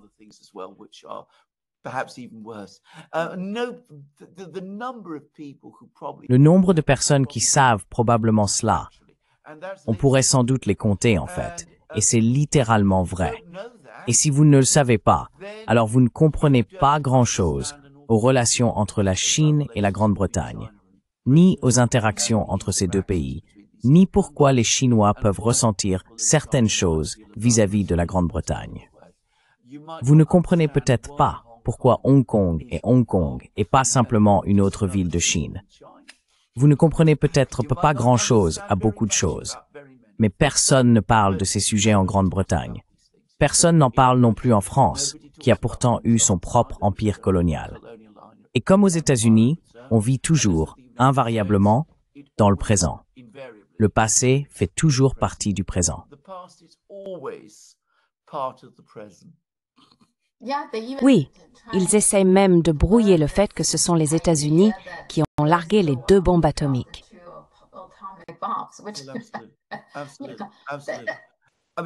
Absolument. Je veux dire le contraste ici avec la Chine. La civilisation chinoise et le peuple chinois, qui sont la culture la plus attachée à l'histoire au monde, ne pourraient pas être plus marqués. Comme je l'ai dit, vous savez, j'ai expliqué à beaucoup de gens, si vous voulez savoir quelle nation a le mieux chroniqué son histoire, c'est la Chine, et de loin.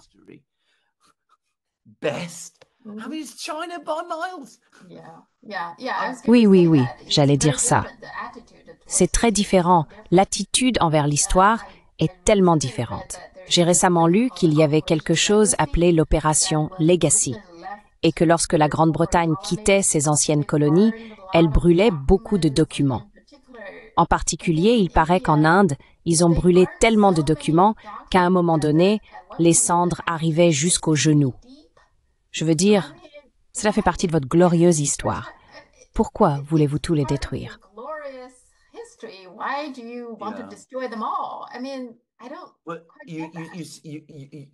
Je veux dire, je ne comprends pas vraiment cela. Tu dis ça, Sophie, mais c'est un fait très, très intéressant que l'Empire soit à peine évoqué ici. La plupart des gens en savent très peu.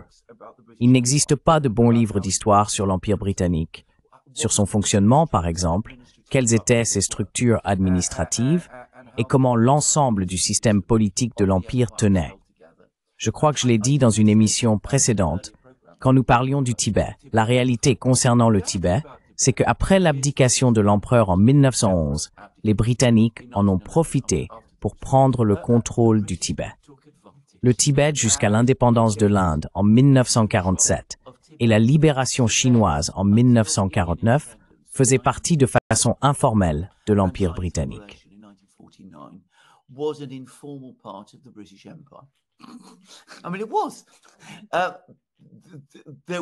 Je veux dire, c'était le cas. Il y aurait eu, vous savez, on entend toujours parler de Lhasa, la capitale que personne n'a jamais été autorisé à visiter. Personne n'a jamais autorisé à la visiter parce que les Britanniques, qui avaient sans aucun doute un représentant sur place, veillaient à ce que personne n'y ait accès, car ils voulaient la contrôler, parce qu'ils comprenaient que le contrôle du plateau tibétain était important pour la domination de l'Asie intérieure. Mais toute cette histoire n'a jamais été écrite. Personne ne sait ce qui se passait entre les autorités tibétaines, les autorités britanniques au Tibet, les autorités britanniques à Calcutta, les autorités britanniques à Delhi, et bien sûr, ce que Londres faisait elle-même et quelles instructions elle donnait.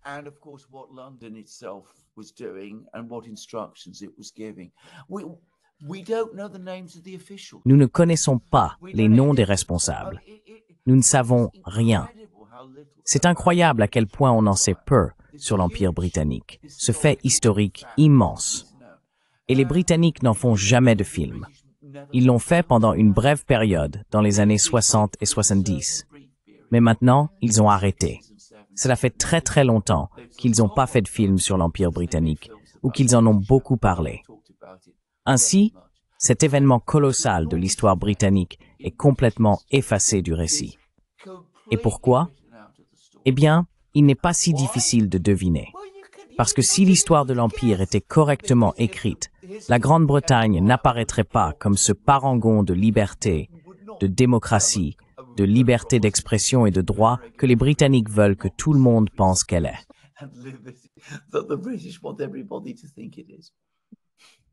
C'est tout simplement trop laid, je suppose. C'est bien trop laid, exactement.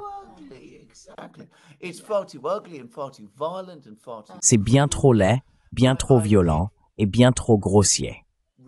J'ai lu un livre où ils ont réussi à obtenir certains documents, Et cela montrait ce que les Britanniques faisaient en Afrique de l'Ouest à la fin du 19e siècle, comment les navires de guerre britanniques se déplaçaient en Afrique de l'Ouest et comment ils bombardaient et tiraient régulièrement sur les populations locales et faisaient toutes sortes de choses.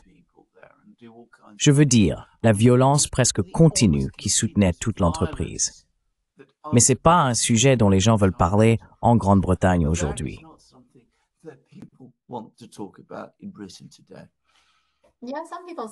Il y a des gens qui disent que tout ce dont nous parlons, les choses horribles comme le génocide, les camps de concentration, on peut presque toujours en trouver l'origine dans l'Empire britannique, probablement quelque part dans le monde.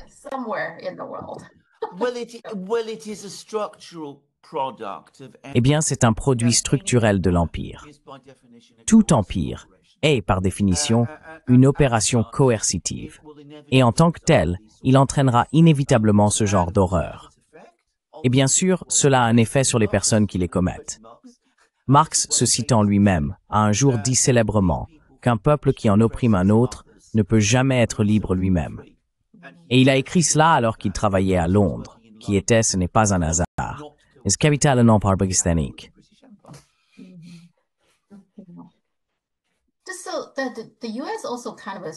C'est vrai. Les États-Unis sont aussi un peu étranges à cet égard. Bien sûr, l'histoire américaine est également brutale et, vous savez, laide à bien des égards. Mais même des événements comme l'assassinat de Lincoln, il y a eu des rumeurs selon lesquelles son assassin, John Wilkes Booth, aurait survécu. Vous savez, lorsqu'il a été encerclé par les forces et la police, il y aurait eu un incendie et il aurait réussi à s'échapper. Cette rumeur existe. Oh oui. Donc, sa famille est un peu curieuse à ce sujet. Ils ont enterré quelqu'un en pensant que c'était lui. Or, il est très facile de vérifier cela. Sa famille est prête à exhumer le corps et à faire un test ADN. Mais le service des parcs nationaux des États-Unis a refusé. Étant donné l'importance de Lincoln et le fait que la question est facile à trancher, pourquoi refuserait-il cela à la famille? Eh bien, en effet. N'est-ce pas? Eh bien, en effet. De toute façon, les négociations commerciales entre les États-Unis et la Chine à Madrid me semblent un peu étranges. Ils ont discuté pendant 2 jours, mais la seule chose qu'ils ont obtenue, c'est TikTok. Est-ce que cela signifie qu'il n'y a eu aucun progrès sur les autres sujets?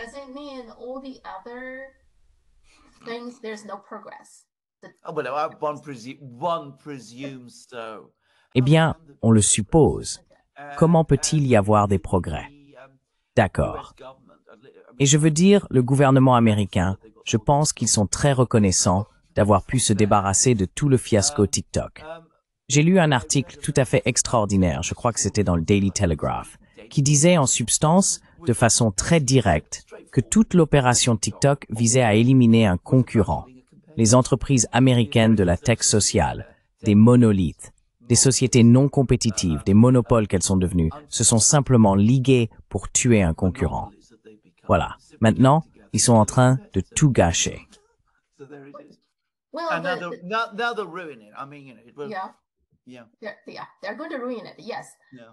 Ils vont le gâcher, oui. Eh bien, il existe différentes versions sur la façon dont l'accord va se dérouler. Nous devrons attendre de voir l'accord final. Mais la partie chinoise a indiqué que l'accord n'est pas ce qu'ils prétendent, que l'ensemble de TikTok US sera vendu à un groupe d'investisseurs. En réalité, TikTok possède déjà 2 entreprises distinctes. L'une est spécifiquement axée sur la gestion des données, qui est désormais gérée par Oracle. Donc c'est celle-là, le service de données ou la sécurité des données de TikTok aux États-Unis, qui serait vendue à 80% à un groupe d'investisseurs, dont un certain nombre de sionistes. On peut voir qu'Israël est également impliqué. Tout le temps. Oui, les sionistes veulent contrôler cela. Ils n'aiment pas TikTok, parce que beaucoup d'informations, les gens voient beaucoup des atrocités qui se passent à Gaza, n'est-ce pas? Donc ça fait partie du problème. Mais ensuite, la partie opérationnelle restera toujours en Chine. Aussi, l'algorithme, la partie importante, appartient toujours à la Chine. La partie opérationnelle de TikTok va louer l'algorithme pour leur entreprise. Tu vois, mais on n'entend pas parler de ça. Dans les médias occidentaux, on te dit « Oh, ça va être vendu » et ils vont contrôler l'algorithme. Ils ne vont pas contrôler l'algorithme. Je suis très intéressé d'entendre tout cela et j'espérais que vous m'expliqueriez cette vente, car j'étais absolument certain que ce ne serait pas aussi simple que ce que les gens disent. Oui. Non, ils doivent faire en sorte que cela ressemble à une victoire pour les États-Unis, n'est-ce pas? Parce que Trump en a besoin. Trump a besoin de faire croire que tout cela, vous savez. Mais d'après ce que j'ai compris, il s'agit surtout de la question des données, et même là, c'est 80%. Donc ByteDance continuera de posséder un peu moins de 20%, parce que c'est ce que la loi exige. Et puis, ByteDance a dit qu'il fallait qu'il reste l'actionnaire unique le plus important. Donc les autres 80% doivent être répartis entre de nombreux particuliers et entreprises. Intéressant. Donc, sur cette base, je comprends que du point de vue de TikTok ou de ByteDance, ils vont être payés pour 80% de cela immédiatement. Et sinon, c'est à peu près la même chose, car ils paient déjà Oracle de toute façon en ce moment. Donc, je suppose qu'ils continueront à payer Oracle. Oracle va maintenant contrôler les données. Et une chose est certaine, c'est 80%, peu importe cette société de données, ils vont l'introduire en bourse d'ici peu, oui. Ils feraient cela pour gagner de l'argent, vous savez, ces investisseurs. Exactement. Oui, ByteDance elle-même est toujours une entreprise privée. Ils ne sont pas vraiment intéressés par une introduction en bourse, mais je pense que ces investisseurs le seraient. Donc au final, ça me semble être les amis de Trump. Ce sont tous Larry Ellison, Jeff Yates. Ce sont tous des amis de Trump et ils vont gagner de l'argent grâce à ça. Voilà l'autre aspect de toute cette entreprise. Éliminer la concurrence et faire de l'argent pour ses amis. Oui, cela n'a absolument rien à voir avec la sécurité nationale. En fait, je dirais même que c'est probablement moins sécurisé. Parce que la Chine ne verrait aucun inconvénient à avoir toutes vos données américaines. Pourquoi la Chine s'y intéresserait-elle? Mais ces gens-là, cette bande de sionistes, ils pourraient vous bombarder de toute la propagande pro-sioniste et qui sait ce qu'ils feraient avec toutes les données qu'ils possèdent. Ce qui est énorme. Eh bien, absolument. Eh bien, absolument. Les données concernant les jeunes aussi. Oui, exactement. Absolument. Non, je suis tout à fait d'accord avec vous à ce sujet. Oui. Je veux dire, tu as tout à fait raison dans ce que tu viens de dire. D'ailleurs, l'article que j'ai lu disait justement que les agences de renseignement avaient conseillé que TikTok ne représentait pas une menace pour la sécurité nationale. Voilà. Et dernière question. Trump voulait aussi prendre la base aérienne de Bagram en Afghanistan. Pourquoi voulait-il faire cela? N'a-t-on pas déjà gaspillé assez d'argent en Afghanistan?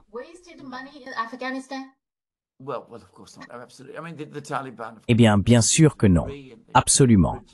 Je veux dire, les talibans, évidemment, n'allaient jamais accepter et ils l'ont rejeté d'emblée. L'idée est absurde. Mais ils proposent toujours ces idées absurdes.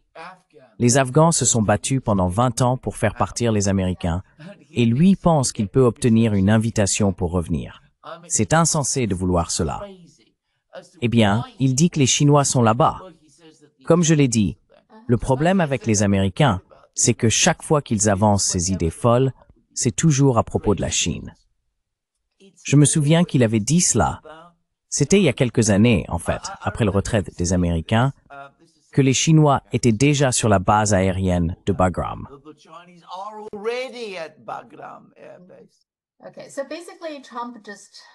D'accord, donc en gros, Trump lance juste des idées et puis, oui, c'est à peu près comme tout ce qu'il fait. Par exemple, dans le commerce, il a signé ce soi-disant grand accord avec la Grande-Bretagne, non? Et ça avait l'air d'un énorme investissement, ceci, cela. Il aime faire ça, n'est-ce pas? Il balance de gros chiffres. Oh, je viens d'obtenir cet accord et celui-là. Et ensuite, il n'y a pas de suite, n'est-ce pas? Donc,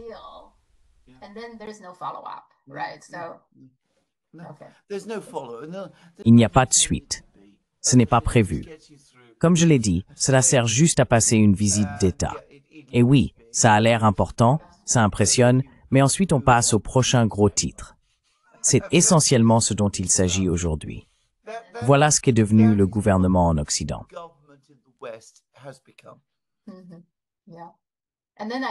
oui. Et puis, je suppose que l'Afghanistan en général possède beaucoup de ressources naturelles. Et peut-être que Trump s'est simplement réveillé un jour en se disant « Oui, pourquoi ne pas essayer d'y retourner ?» Tu sais, même avec Bagram, cette base aérienne, il a dit que les États-Unis l'avaient construite. Ce n'est pas les États-Unis qui l'ont construite, non? Je croyais que c'était les Soviétiques. C'est vrai, ce sont les Soviétiques qui l'ont construit. Absolument. Les Soviétiques l'ont construit lorsqu'ils étaient en Afghanistan dans les années 80. Oui. L'Afghanistan est un endroit intéressant. La Grande-Bretagne y était aussi, non? Oh, absolument. Ça s'est pas très bien passé là-bas non plus. Non, ça ne s'est pas très bien passé. Non, pas du tout. Maintenant, bien sûr, le nouveau gouvernement, qui a en fait fait bien mieux que ce que tout le monde attendait, entretient de bonnes relations avec la Chine et la Russie. Oui, oui. Fait intéressant. Oui? D'accord, d'accord. Parlons-en de nouveau la semaine prochaine. Et merci beaucoup. Comme je le dis toujours, il y a tellement de choses à aborder, donc c'est long. Merci. En effet, passe une excellente semaine, Sophie. À bientôt. Au revoir.